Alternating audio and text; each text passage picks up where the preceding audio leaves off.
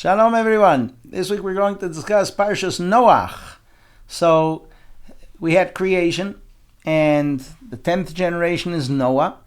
If until Noah all human beings were created with webbed hands, Noah is the first one who has dexterity.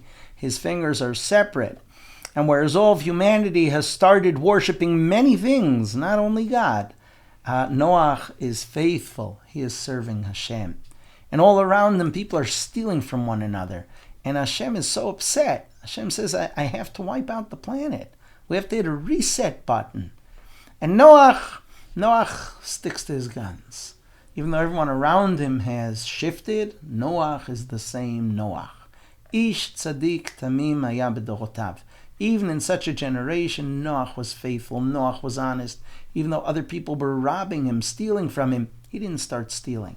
And he brings up his family with his values, his three sons, Shem, Ham, and Yefet. And God commands him, I'm going to destroy earth in 120 years. Start building an ark. So Noah builds this miraculous ark that is somehow going to fit 7 of the pure species, the pure animals, and pairs of the impure animals. And when the 120 years are up, humanity has been asking Noah, what you doing? What you building this big ark for? People have been stealing his supplies. But after all of that, Noah finishes building the ark, and it starts raining. And everyone thinks they're going to attack Noah, and God doesn't let them. There are wild animals all around the ark. The animals have all filed in. Noah has these 3 levels on the ark, right, where he has all the food prepared for the different animals, and he has a storage place for all the waste. And they enter the ark, and then waters come pouring down from above, and the underground streams explode, and water comes out from below, and planet Earth is just decimated. Everything is wiped out. The only living beings are Noah and his wife, his 3 sons and their wives, and the animals that they spared that were in the ark. And our tradition is that during the flood, things shifted in the cosmos.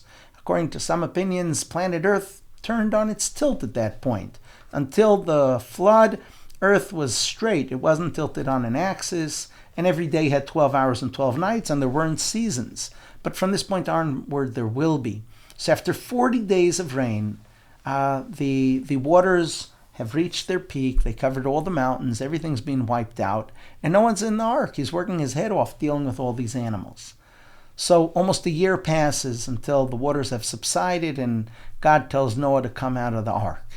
And when Noah comes out of the ark, so God makes a treaty with Noah. He shows him the rainbow, and he says, this is the pact that I will never again bring a flood onto planet Earth. And Noah is then given the mitzvah to procreate. It wasn't easy for Noah to come out to a destroyed world. Our sages say there are different people in world history who saw the world built and then saw tragedy, saw everything they built be destroyed, and had to rebuild after the destruction. And Noah is the first example of that. He has to start from scratch. He's alone on the planet, and he does. And he's very successful. But at one point, he needs a break. So he gets drunk. And this is the first or the second story of a person getting drunk in the Torah. According to some opinions, the forbidden fruit was wine. So Noah gets drunk, and his youngest son decides that he should rape or castrate his father because let's make sure there are no more kids around. Let's just divide the world between the 3 of us. And when Noah awakens from his drunken slumber, he realizes, I couldn't have more kids because of him. So he curses Canaan. He curses his son Ham, or his grandson Canaan, and he says slaves will come from them for future generations. The world develops and evolves, and here we have the description of the 70 nations, 70 offsprings of Noah who will father, each of them, great nations, the 70 nations of the world. And the world decides they're going to appoint the wicked Nimrod as their king, and they unite to build the Tower of Babel, a tower that will unite all of humanity into paganism, burning their children, doing abhorrent acts, all in the name of unity. The one person who's the shining light among all of this is Abraham.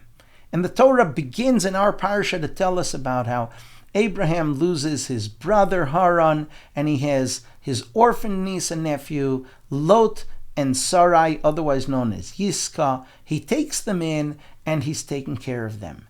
And although Abraham, the great genius who will lead the world to monotheism, Although Abraham is one of the greatest human beings that ever lived, the Torah begins with a simple story of how he took care of his niece and nephew when they were orphaned.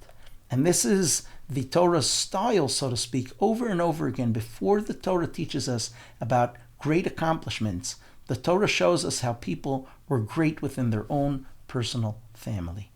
We will continue the story of Avraham next week in Parshat Lech Lecha. See you there. Shabbat Shalom.